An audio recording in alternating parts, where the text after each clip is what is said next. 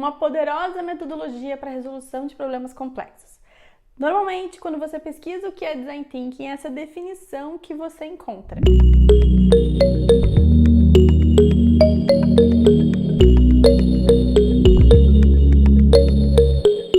Mas, para meus clientes e alunos, eu gosto de explicar de uma maneira um pouquinho diferente, que é utilizando a própria tradução das palavras Design Thinking para a gente compreender esse conceito. Então, quando a gente faz essa tradução, o que se revela, é o conceito de é uma forma de pensar um projeto, que na prática significa que o designer ele realiza e pensa os seus projetos de uma maneira que o diferencia das demais áreas e profissões. Então a gente precisa entender o que são essas diferenças. E aí que entram aquelas 3 palavrinhas mágicas que são muito faladas, mas que nem sempre são totalmente compreendidas, que são a empatia, a colaboração e a experimentação. Esses 3 princípios, então são atitudes, princípios, formas que o designer utiliza na construção dos seus projetos, que o diferencia das outras áreas.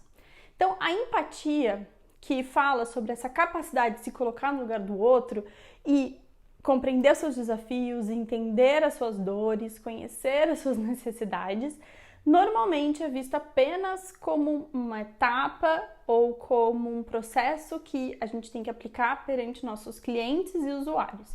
E na verdade não, como um princípio atitude, ele deve ser deve estar permeado ao longo de todo o processo, incluindo as suas próprias dores, a empatia consigo mesmo, e também com outros stakeholders envolvidos no processo, que sejam da área interna, como por exemplo cliente, como por exemplo prestadores do serviço, ou equipes de outras áreas no quais se envolvem para a realização de projetos, ou até mesmo outros atores externos, como fornecedores, especialistas que podem estar conectados a esse desafio.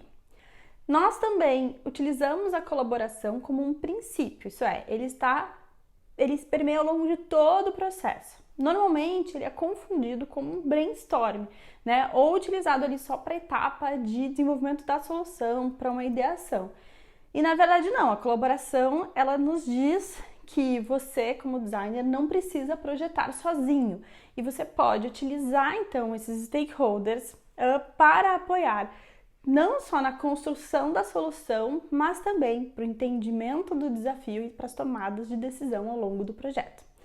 E por último, a experimentação, que faz com que o designer esteja aberto a testar, errar, e aprender ao longo do processo. Então você vai conhecendo à medida que você vai testando e experimentando esses caminhos. Não apenas só com os protótipos, mas também com as sistematizações e as ferramentas que a gente utiliza ao longo do processo para nos ajudar a enxergar melhor o problema e os caminhos de solução. Então, o designer ele vai projetar as suas soluções, os seus projetos, os seus desafios, utilizando esses 3 princípios. E para a gente conseguir colocar eles em prática, a gente usa uma figura também que é conhecida, que é o duplo diamante, que representa esses ciclos de divergência, de abertura de olhar, e de convergência, de sistematização e tomada de decisão, para nos apoiar a realmente aplicar esses 3 princípios na prática. Então não é um processo linear, que eu faço uma etapa para depois realizar outra, para depois realizar outra. Eu utilizo esses ciclos de aprendizado rápido para poder me apoiar nessa construção. Mas o duplo diamante nós vamos falar em outro vídeo.